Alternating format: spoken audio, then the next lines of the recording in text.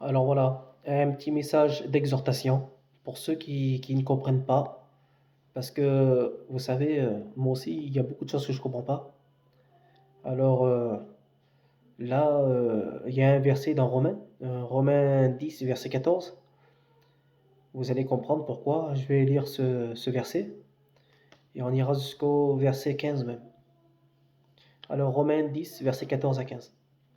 Comment donc invoqueront-ils celui à qui ils n'ont pas cru? Et comment croiront-ils à celui dont ils n'ont pas entendu parler? Et comment en entendront-ils parler s'il n'y a personne qui prêche? Et comment y aura-t-il des prédicateurs s'ils ne sont pas envoyés? Voilà. Alors on voit qu'il y a des endroits où il n'y a pas de pasteur, il n'y a pas de prédicateur. Voilà. Alors c'est pour ça. C'est pour ça que le Seigneur, parce que l'Esprit fait ce qu'il veut, le Seigneur, il envoie des disciples, des chrétiens, des serviteurs. Parce que chrétien, c'est serviteur. Voilà. Alors, et le Seigneur, il envoie des disciples dans des endroits qu'il n'y a pas de pasteur. Vous savez, un pasteur, il a reçu le ministère de surveiller, garder le troupeau. Voilà. Et toi, sois vaillant pour Dieu. Fais l'œuvre d'un évangéliste. Va chercher des âmes.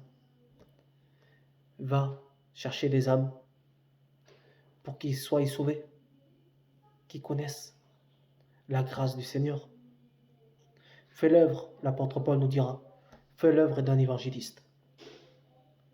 Car nous sommes tous serviteurs en Jésus-Christ. Nous sommes tous ministres de Dieu. Oui, le Seigneur, quand Paul de Tarse, il perd la vue sur le chemin de Damas, eh bien, on voit que le Seigneur, il aurait pu appeler Pierre, il aurait pu appeler un apôtre. Non, il appelle Ananias. Ananias veut dire en hébreu à celui que le Seigneur fait grâce. Il lui a donné une bonne grâce. Il a appelé Ananias. Le verset, il nous dit comme quoi que c'était un homme pieux, un disciple, donc un chrétien. Il l'appelle, va dans les rues qu'on appelle la droite, tu verras un homme nommé Tarse, Paul de Tarse. Voilà, cet homme-là, c'est un instrument. C'est un instrument que j'ai choisi et portera mon nom devant les nations.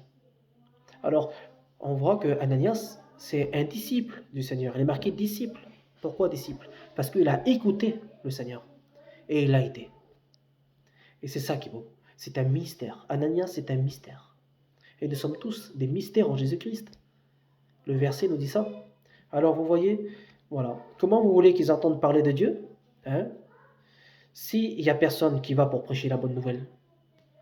Parce que le verset il dit plus loin, qui sont beaux les pieds de celui qui apporte la bonne nouvelle.